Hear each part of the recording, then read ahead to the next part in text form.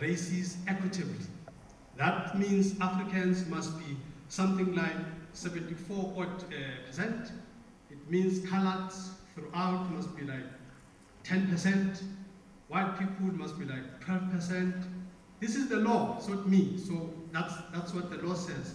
But here is the reality on the ground, as you see here by provinces, as it were. But I'm not going to say what must happen, but this is what it is. And if companies don't reflect this national demographic in terms of the law as we speak now, then they're not compliant with the law. So these are all issues that talk to empowerment, but I don't want to spend too much time on this slide, but I'm going to leave it here. I think it's important that all the people that debate matters, let's first of all have the facts. These are the facts as we have them. So if we go to the next slide.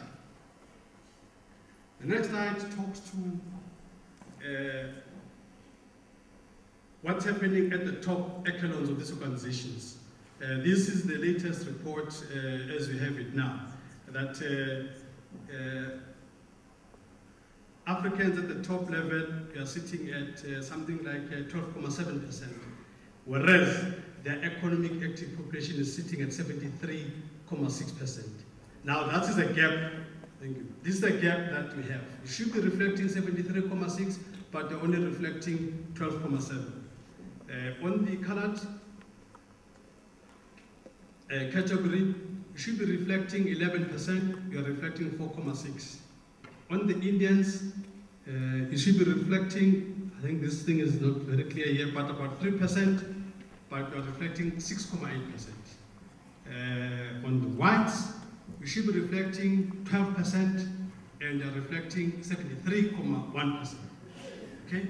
Now, that is the skewness that we have. When you talk about empowerment, and I know immediately people are going to say, no, the skill story, skill shortage and all that, which takes me to the next slide.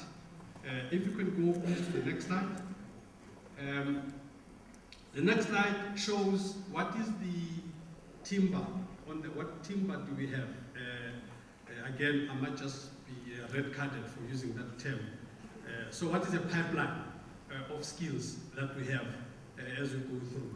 Africans, we're sitting with, of all the people that are professionally qualified and having skills, in terms of the data that we have, this is that taken straight from the report of the Commission for Employment Equity. We're sitting with something like 31%, Africans, 10%, coloreds, 8.8% Indians. So if you add it up, you see that you're something like over 50% of the available professionally skilled people, over 50% are black people. And yet, these people don't filter up through in the rest of the top management. So what is this glass ceiling that people are facing? So with the 15 minutes, I just need to just show you these stats to set the context. And the issue for me is that when we're talking about empowerment, we're talking about ensuring that everyone in this country is able to play their role. And would argue as government that the kind of landscape that we have in this country is very uneven and it needs to be leveled.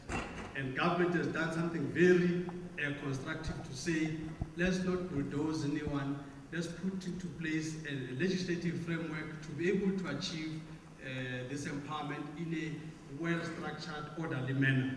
And this is how these legislations get together.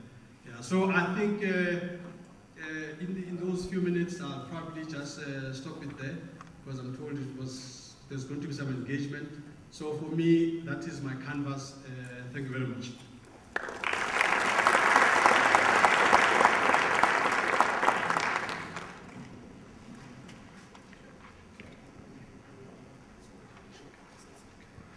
Now we'll open the stage for Q&A and engagement. I'd like to stress that the point is to have conversations. And I'll correct myself very quickly. Prof is the DVC academic. I think I made a mistake. Thank you for that. The process is you will raise your hand if you've got a question or engagement, and Mr. Manyi will then respond appropriately. I will come with the mic for you.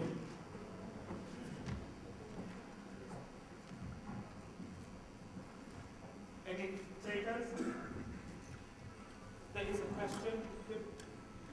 Okay, we'll begin over there with the gentleman, I think third from the back. We'll come over here, and lastly here. We'll take 3 at a time. We have 15 minutes for the process. Try to keep your question crisp.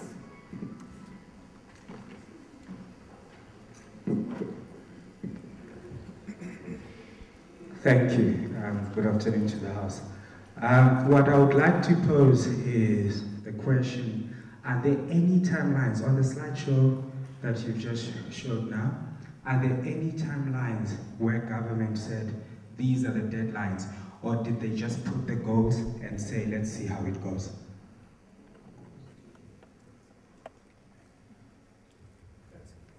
That is question number 1. Question number 2 is down here.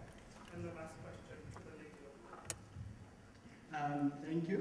I'd like to know what is being done to change the numbers and from 14% to 73%. That is the aim. So, what is being done at the moment to try and change what we see on the slides? Thank you. Thank you for that. Finally, the lady.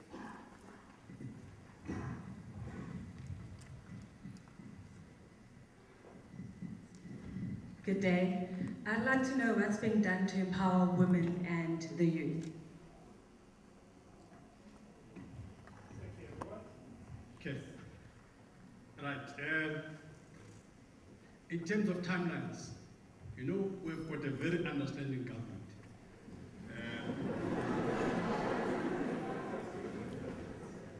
Employment equity. This government has been very fair. It says to people, look, we're not going to come and be draconian and say you shall achieve it here and now. Give us your plans, give us timelines. It leaves it up to you. It treats people as adults, this government, you know. It says, well, that's what we're going to do. And people still fail to even achieve their own objectives. This is the problem. This is why you now have the various amendments to the law that have been put through the NEDLAC process to try and deal with these offending companies. Because government has come to a conclusion now that it looks like when we're being nice, people don't appreciate this being nice. This is why now even the fines are being proposed to say those that don't comply must be fined, as it were. To also make sure that the inspectors that go there have got powers to implement those fines and all of that. So there's a lot of enforcement mechanisms that are being proposed in the proposed amendments, because for all these 10 odd years since the Act has been in place, we've been having just disappointingly poor snail-paced performance on these matters. So government has come to a point now to say, we've been too nice too long, this is what we're going to do now. So that is what is happening there. On broad-based BEE, of course it's early days and people are very hard on this Act, and by the way, I really like this Code of Good Practice. I think it's a very useful framework.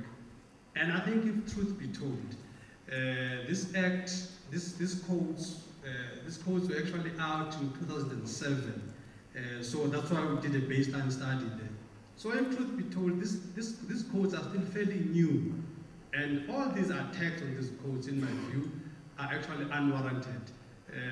Because these codes are still new, teething problems here and there. They can still be refined and improved. But they also had their own timelines, these codes, when they were issued, to say they'll be reviewed by 2017 to check how much progress we're making.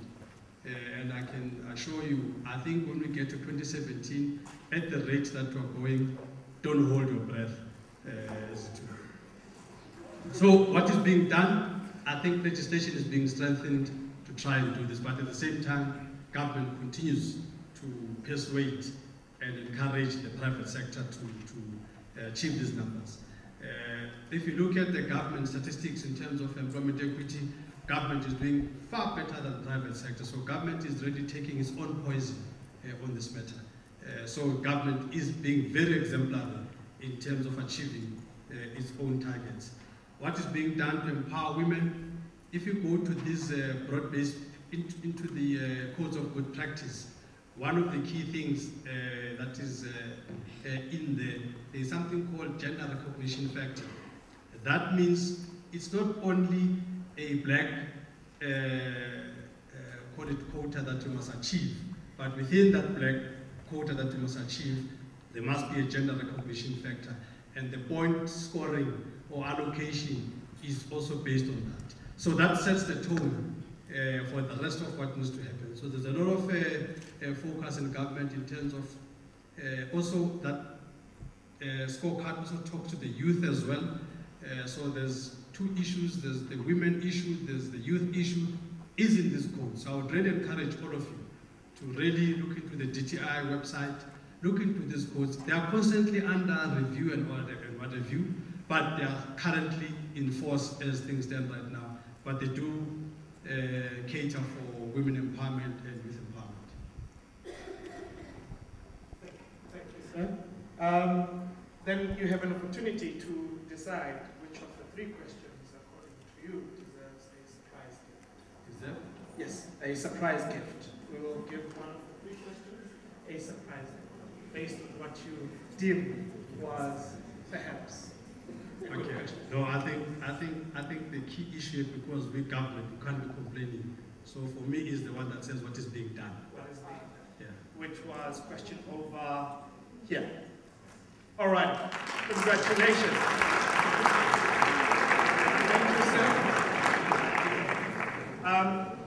I think I need to also stress that the more you engage, like the surprises, gifts that will keep coming, and the speakers will choose based on.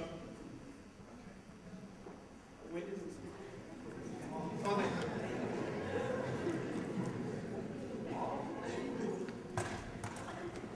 Sir, before you disappear, I think the car train is waiting for you. We would like to thank you, and Musa will do it.